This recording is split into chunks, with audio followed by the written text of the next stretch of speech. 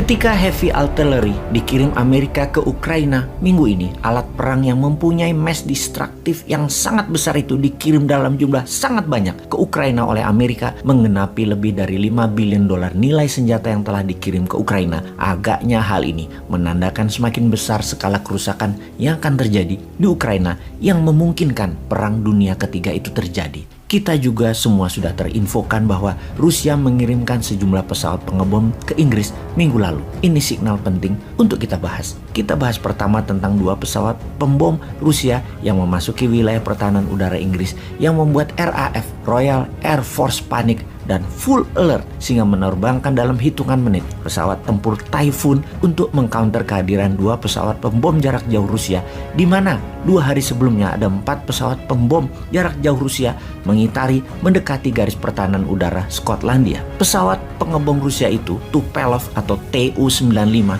sebuah pesawat yang besar diterbangkan menggunakan 4 mesin turboprop, pesawat bomber dan platform misil Rusia buatan tahun 1952 pertama kali diluncurkan. Memang pesawat tua, namun itu strategi Putin untuk membuat wake up call ke Inggris untuk jangan macam-macam dengan Rusia. Rusia punya pesawat pembom jarak jauh lainnya yang lebih canggih, Tu-160, lebih modern, lebih canggih, tetapi menghadirkan pesawat pembom tua sudah membuat panik Inggris. 2 kali penerbangan dalam 2 hari. Yang pertama 4 pesawat pembom, yang terakhir 2 pesawat pembom Rusia yang terbang langsung ke Inggris hingga hanya berjarak 50 km dari wilayah udara Inggris sebelum balik arah lagi memutar balik ke pangkalan Rusia melalui utara Swedia dan Finlandia. Pesawat pengcounter Inggris jenis jet fighter Typhoon sebanyak 12 pesawat langsung menjaga perbatasan udara tersebut, hampir terlambat mengcounternya. Jika benar pesawat pengebom tadi terus masuk ke Skotlandia menuju London, rasanya terlambat diantisipasi.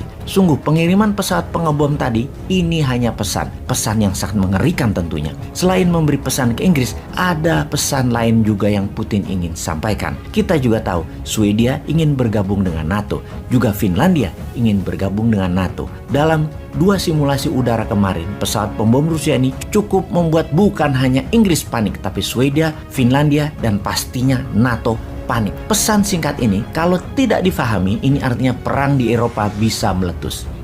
Malah Amerika sekarang menantang Rusia dengan mengirimkan amunisi roket dan artileri darat yang besar-besaran. Kita sekarang ke Amerika yang mengirim senjata berat tersebut dengan menyitir perkataan Biden. Kita akan selesaikan Rusia dalam tanda petik. Semua informasi ini dikuatkan dengan kehadiran Antony Blinken, Menteri Luar Negeri Amerika yang bertemu 3 jam dengan Zelensky 2 hari yang lalu. Masuknya senjata berat dan berbagai amunisi senilai $800 juta tadi memastikan rencana NATO mendukung strategi baru yang Ukraina saat ini akan jalankan. Strategi Putin yang mengepung membuat 30 juta warga Ukraina akan kelaparan dan membuat Eropa Barat akan bangkrut. Ini membahayakan dunia. Maka sebagai counternya, Ukraina yang selama ini bertahan serta menggunakan personal weapon perangnya atau senjata pribadi seperti RPG roket, sniper, pistol, senjata laras panjang lainnya, menarget hit and run tentara Rusia, terutama cadangan logistiknya, terbukti efektif hanya di awal perang. Namun ketika taktik perang diubah ke pengepungan dan pengusiran warga yang akan membuat bangkrut negara sekitar, NATO dan Ukraina akan bertindak agresif, mengingat warga sekitar sudah mengungsi. Ukraina akan attack sekarang. Ukraina menyerang sekarang, terutama di wilayah Donbas dan Mariupol, selatan dan timur Ukraina. Apa yang akan Rusia lakukan terhadap akan adanya serangan balasan Ukraina tersebut? Ada beberapa hal yang dilakukan Rusia saat ini. Pertama, Rusia mengirim pasukan baru ke Belarusia dalam jumlah masif. 50 ribuan tentara mulai kembali hadir di sana. Yang ini bisa menandakan akan juga menyerang Ukraina dari sisi utara kembali. Kedua, kepungan dari timur menjurus ke Moldova dan wilayah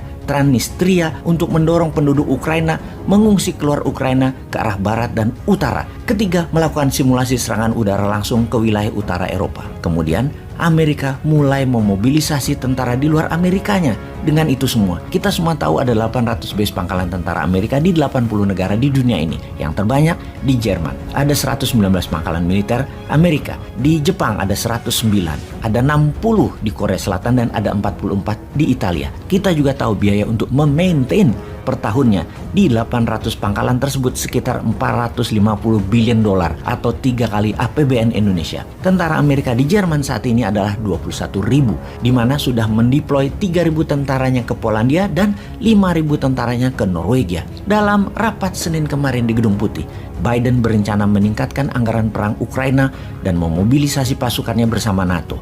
Biden akan meminta parlemen untuk disetujuinya anggaran militer tambahan sejumlah 500 billion dolar. Sebuah angka yang serius untuk kita waspadai. Lalu Indonesia bisa apa sih sebenarnya dalam hal ini?